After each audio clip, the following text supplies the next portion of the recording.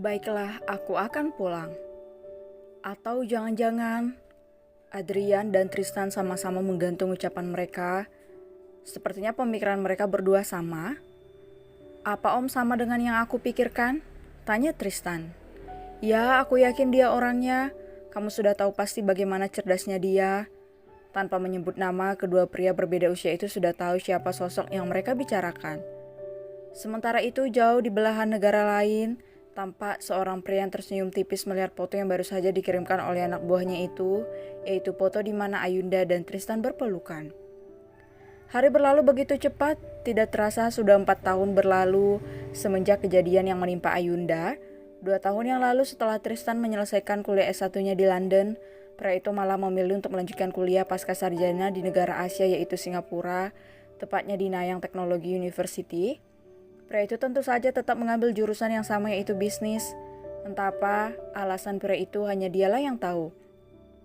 Yang jelas semenjak kejadian yang menimpa Ayu itu, Tristan selalu menghindar dari Ayunda. Pria itu selalu banyak alasan kalau Ayunda mengajaknya jalan-jalan atau hanya sekedar makan siang. Entah apa yang membuat pria itu menghindari Ayunda. Lagi-lagi hanya dialah yang tahu. Bagaimana dengan Ayunda? Wanita itu tentu saja masih tetap berada di London. Karena setelah lulus sarjana 2 tahun yang lalu, wanita itu langsung melanjutkan pendidikannya sampai ke jenjang pasca sarjana. Dan sebentar lagi gadis itu akan selesai dengan kuliahnya. Sebentar lagi kuliahku akan selesai, dan itu berarti aku harus kembali ke Indonesia. Kalau biasanya orang akan bersemangat untuk pulang menemui keluarga, beda dengan Ayunda. Wanita yang sudah berusia 24 tahun itu terlihat lesu. Kenapa?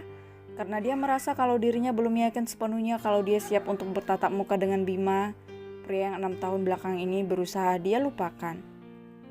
Ya, selama 6 tahun tinggal di London, Ayunda memang tidak pernah pulang ke Indonesia. Tapi keluarganya lah yang datang mengunjunginya ke London.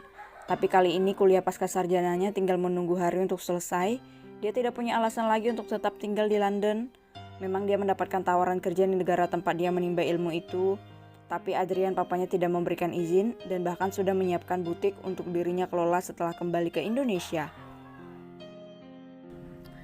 Bagaimana nanti aku akan bertatap muka dengannya? Apa aku sanggup? Aku yakin kalau dia pasti sudah kembali ke Indonesia, sudah cukup lama. Karena tidak mungkin orang cerdas sepertinya lama menyelesaikan kuliahnya, sekalipun dia langsung melanjutkan pasca sarjana. Pastilah dia sudah menyelesaikan pendidikannya minimal 2 tahun yang lalu, bisik Ayunda pada dirinya sendiri. Sementara itu di negara Amerika atau yang sering disebut negara Uncle Sam atau Paman Sam itu, seorang pria tampan yang tubuhnya terlihat semakin berisi, gagah dan berwibawa sedang fokus pada sebuah notebook di depannya. Siapa lagi pria itu kalau bukan Bima Abhimata Prayoga? Ya, pemuda yang kini sudah berubah menjadi seorang pria dewasa itu sama sekali belum pulang ke Indonesia, walaupun dia sudah menyelesaikan pendidikannya sampai S2 di 2 universitas 2 tahun yang lalu. Entah apa alasannya hanya dialah yang tahu, tapi dalam waktu dekat ini pria itu sudah memutuskan untuk kembali ke Indonesia atas permintaan bara papanya. Sementara Bima juga belum kembali karena Michele yang belum menyelesaikan pendidikan dokter spesialisnya. Masuk, Tita Bima dari dalam kamarnya sembari menutup notebooknya. Ketika pintu kamarnya diketuk dari luar, dia tahu benar kalau yang baru saja mengetuk pintunya itu adalah Bimo adiknya.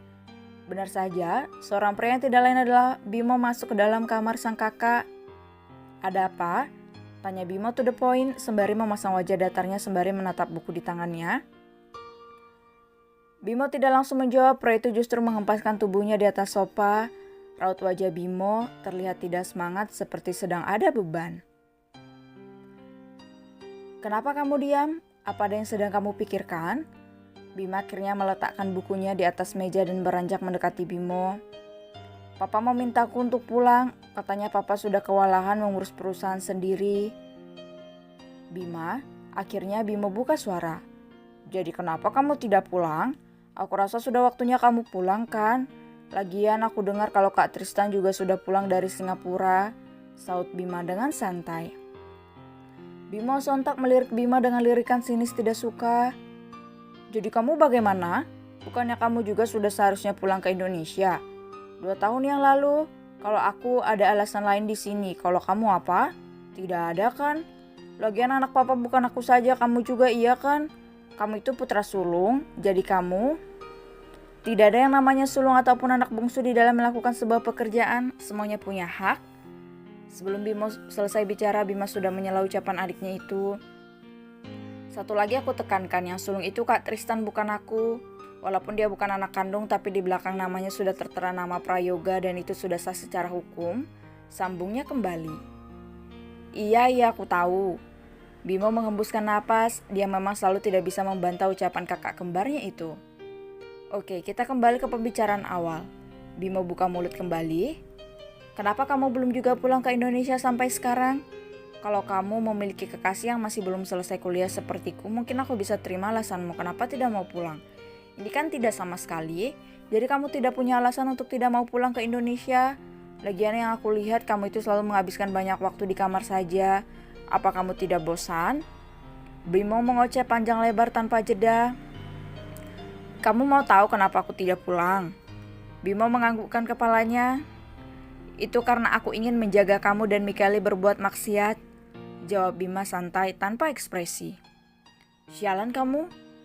Sebuah bantal sopa tiba-tiba melayang ke arah Bima, tapi bukan Bima namanya kalau tidak bisa menghindar. Kalau kamu ingin, sudah lama kami melakukan hal itu, tapi aku masih bisa menahannya. Kamu tahu kenapa? Itu karena cintaku datang dari sini. Bimo menunjukkan dada di mana hatinya berada, bukan dari sini. Imbu Bima lagi dengan jari telunjuk yang sudah berpindah ke bagian intimnya. Bima terkekeh ringan mendengar ucapan Bimo. Jangan tertawa, tidak lucu sama sekali. Bimo memasang wajah kesalnya. Sekarang aku mohon agar kakak mau pulang ke Indonesia dan bantu papa. Nanti aku akan menyusul setelah pendidikan Mikeli selesai. Lagian tidak lama lagi kan? Tidak sampai sebulan ini. Mau ya kak? Bimo memasang wajah memelas di depan Bima. Bima sontak berdecih dan mendengus mendengar permintaan Bimo. Cih, giliran ada maunya manggil kakak. Kalau tidak kamu panggil nama saja.